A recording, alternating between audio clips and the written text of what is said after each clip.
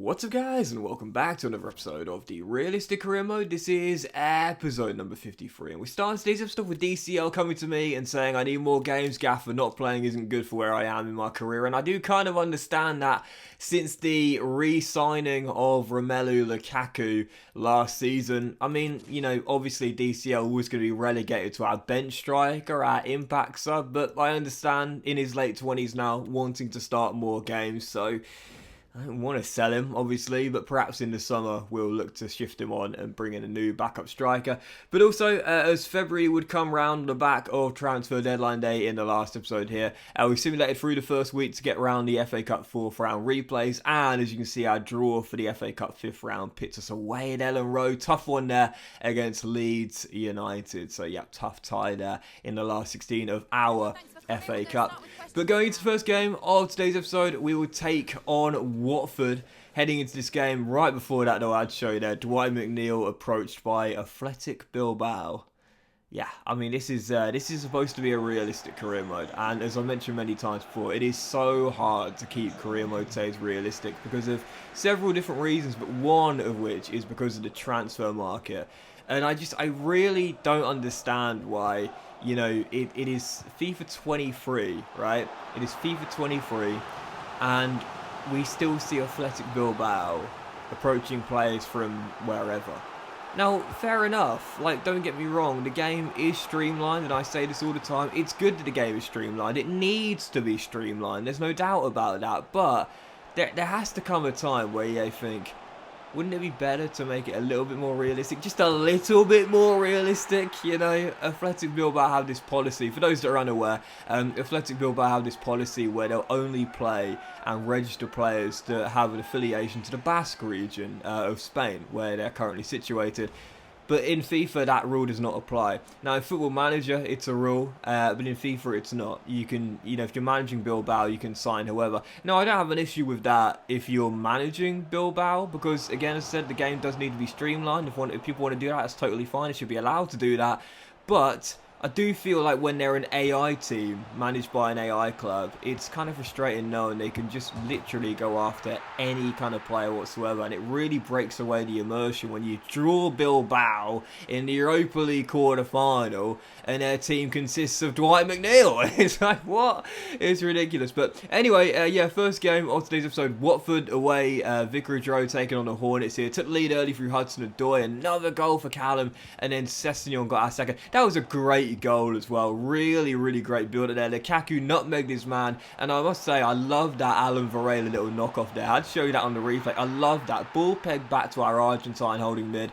Could have struck the ball first time in the back of net, but instead, one extra pass. I love that rule. One extra pass. It looks so cool when it comes off there. Quick little offload first time, without looking really, and Sessegnon drills it off the post. Lukaku would get another goal in his pursuit of back-to-back golden boots to make it 3-0, and then in the second half, a chance to make it 4. I really turned it on in the second half. I was playing well in this game, but in the second half, I really turned it on here. Great tackle by Ben Godfrey on the other end there, trying to preserve the clean sheet for Pickford, looking for back-to-back golden gloves here. We go on the counter, and Kefren Turan makes it 4, and there was 6 minutes to go. Godfrey orchestrating everything in the back line, once again wins it back, once again starts to break. Sessegnon goes down the right, gets inside Daniele Regani, turns him, gets tackled, but it comes back to Calvert-Lewin, rolls it across, and Steffi Mavididi makes it 5. Watford 0, Everton 5 in the battle of the teams that played as Edgar's theme when they come out onto the pitch before kickoff. It's the Toffees that run out rampant in their pursuit of an unlikely and improbable Premier League title. And I actually wanted to talk about this with you guys in today's episode as well, as Conor Gallagher's returning from the 4-week injury he got in the last episode. I was listening to my favourite podcast yesterday, and they had Sakia Starmer on the podcast, leader of the Labour Party. And he talked very briefly at the end of the episode about self-doubt, and I guess in some ways imposter syndrome as well. And it's something I really wanted to talk about with you guys today, because right now, obviously, this is a career mode save. It's not quite as important as, you know, leader of the opposition party. But obviously throughout this say we've been talking about Everton being top of the table as we are right now, and I keep on saying, oh, top four, that would do us. We're not supposed to be where we are right now. And it's obviously drew parallels to what we're seeing in real life with Arsenal. And I said before, you know, I've got a mate that supports Arsenal. I know many Arsenal fans on social media that I talk to, you know, they are feeling the doubt, you know, despite the fact they are top of the table and right now going for their first Premier League title in almost 2 decades. There's this kind of level of like imposter syndrome and self-doubt that comes with where they are right now, and in the sense they don't really feel as though they should be where they are right now. And when I was listening to Keir Starmer talk about self-doubt in the episode, he talked at the very end of the episode where, like, if you've got that voice in your head that says you can't do something or you're not good enough to do something, you need to get rid of that voice as soon as possible, because there's nothing that stops you from being as good. It's the voice that really kind of stops you from feeling as though you deserve it, but it's just, you know, a voice. It's not evidence. And I remember listening to Eric Spoelstra, the coach of the Miami Heat in the NBA, talking about Duncan Robinson, one of their players who was for a brief period of time a bit of a 3-point specialist. And he asked Coach Spoelstra if he'd ever heard of imposter syndrome, and Eric Spoelstra said yes, because he had it and has it as well.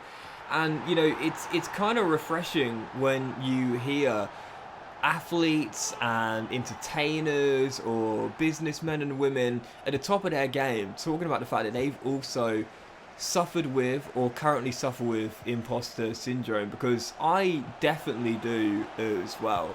You know, there's no doubt about it, I definitely do. You know, throughout my entire life, I have suffered with it. You know, when I was a kid, when I was a teenager, but also now as an adult. And, you know, obviously, I am not a big YouTuber by any stretch of the imagination. I'm a small-time YouTuber, but I've made a career for myself doing YouTube. And yet I still feel like I'm absolutely awful. Like, I still feel like I'm absolutely terrible. And I'm just sort of winging it and just getting incredibly lucky. And of course, I am very lucky, don't get me wrong. But there are still times where I'm like, I don't really think I'm very good at this. Do you know what I mean? Even though I've carved out a career for myself and I've done it for many years, I still feel like I'm not good at it, and I'm still really, really bad, and I'm just being humoured in some ways. And at some point, I say this, like, my friends would attest to it, I say this all the time, I say at some point I'm going to get found out. Like, at some point I'm going to get found out, and like literally every single one of my followers is going to turn off and say, this guy is rubbish. Like, I still feel that is going to happen at some point, and I feel like it all the time. And again, my best friend especially would attest to this. We only meet up a few times a year now because we're both very busy people. As you see the draw for the Europa League last 16 there, pits us against Napoli. Really tough draw there. Just like last year we had to face Arsenal, now we've got Napoli. Really tough draw there against one of the better sides in Europe, one of the informed sides in Europe this year, of course, going for their first Scudetto in many, many years this season. It'll be great to see it. You know, my best friend in particular will attest to this.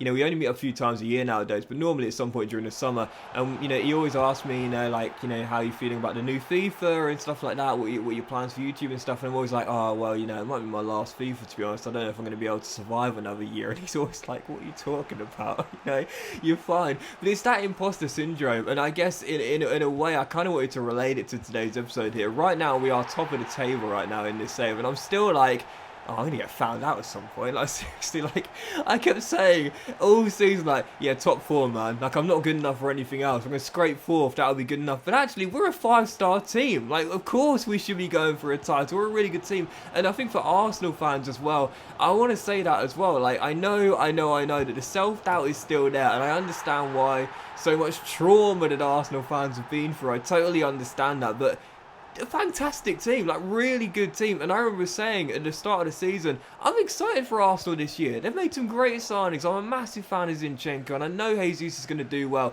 if he stays fit and stays consistent up top.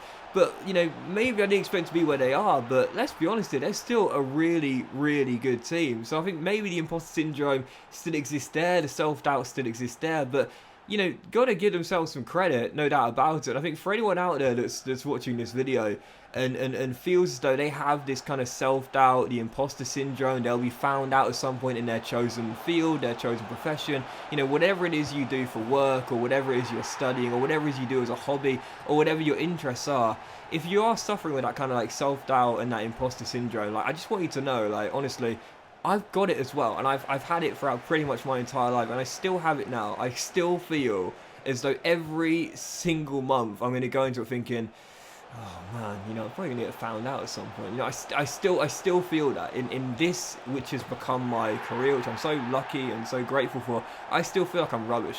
I still feel like I'm absolutely rubbish at what I do, and at some point I'll be found out, and at some point I'll be I'll be found out, and that'll be the end of me. So yeah, drawing parallels of where we are right now with Everton, a 5-star team, and I'm like, oh, we're not good enough. At some point I'm going to get found out, and yet we've just thrashed 3 teams in a row to stay top of the table and once again extend the lead at the top of the table. For Arsenal, going for that first Premier League in almost 2 decades, thinking at some point they're going to drop off and be found out and they're not good enough. Well, there's not too long to go, and they are still in pole position, and destiny's still in their own hands. And for you guys out there as well, like if you are struggling with imposter syndrome and self-doubt, I just want you to know we've all got it. Like, so many of us have got it. So many of your favourite athletes, entertainers, businessmen and women, and so on and so forth, influencers, if you will, all got it. So many of us have it, and myself included. So yeah, you're not alone in that sense. I guess you would say that, because I know at times it can be a little bit overwhelming. That's it. Weird episode today, but hopefully you enjoyed it regardless. Thank you for watching. Much love to you all. And I'll see you for the next episode of the Realistic Career Mode. If I'm still good enough. Very soon.